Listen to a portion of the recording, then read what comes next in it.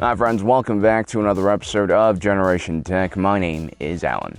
Now there are a lot of clones that are near and dear to our hearts. From Captain Rex to Fives to Commander Cody and that unnamed clone who punched a droid in the face with his hand and broke his hand. In many ways he's symbolic of the futility of their situation. However, back in 2003, wedged between two major film releases was a small series entitled Star Wars Clone Wars. What was once a passing line from Ben Kenobi in A New Hope was now a series of shorts airing on Cartoon Network chronicling the events between episode 2 and 3. The series introduced us to the first clone trooper, who would essentially serve as a mold for all future clone characters in Star Wars.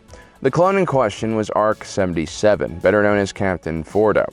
Like all of his brothers, he was born on Kamino and trained for war his entire life.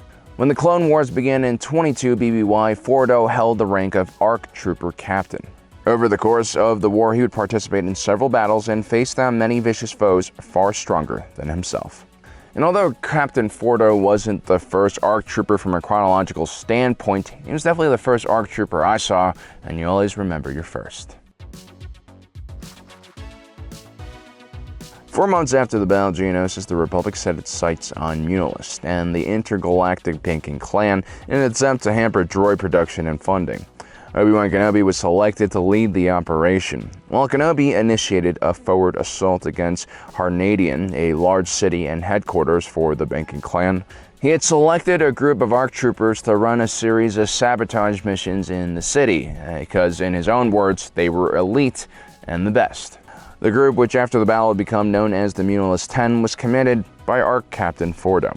Fordo led a single LAAT gunship into the city. Soon after entering Muunilinst airspace, it was shot down, but remarkably, everyone survived the violent, fiery crash. Captain Fordo showed initiative and immediately regrouped his men and led them through a gauntlet of challenges from snipers to an AAT.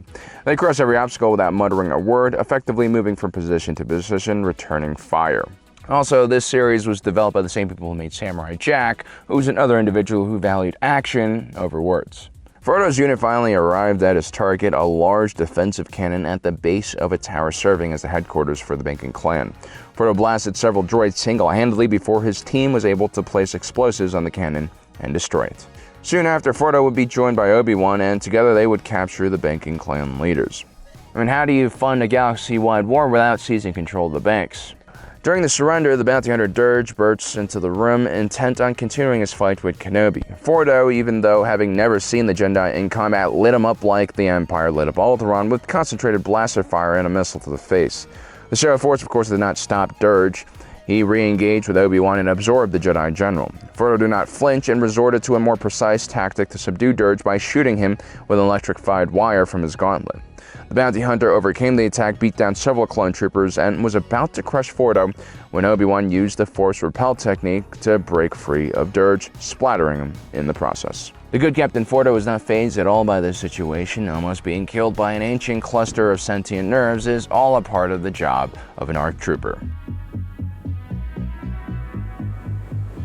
Captain Fordo wouldn't get much R&R after the Battle of Muunilinst, because moments later Anakin Skywalker returns from his extremely epic, lightning-filled duel with the Asajj Ventress. Obi-Wan Kenobi would receive a distress call from Jedi Master Dachman Barrick, who claimed they were being slaughtered by some unstoppable new droid general. Instead of sending more Jedi who were obviously unable to handle the situation, the Republic was smart to send Captain Fordo and his ARC troopers.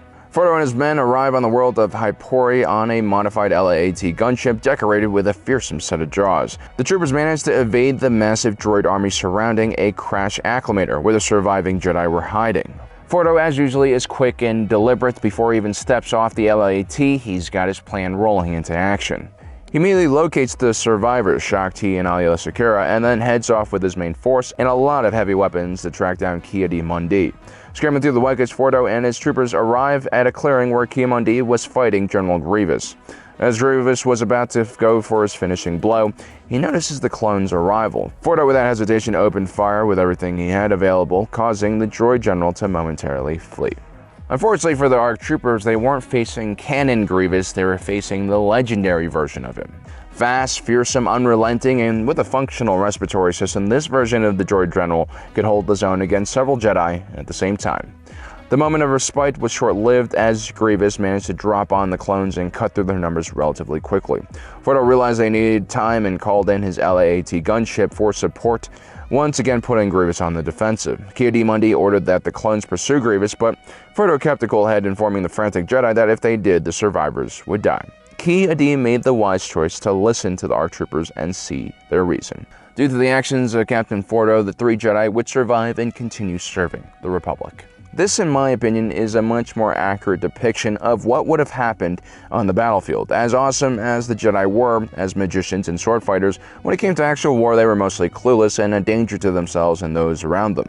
I would much rather follow a no-nonsense clone like ARC Trooper Fordo, who wasn't about glory or saving the galaxy, and was much more reasonable about his own limitations. Captain Fordo was then awarded the Chancellor's Service Medal, but he refused it and claimed it was for one of his fallen soldiers, CT-43002, who died on Muunilinst.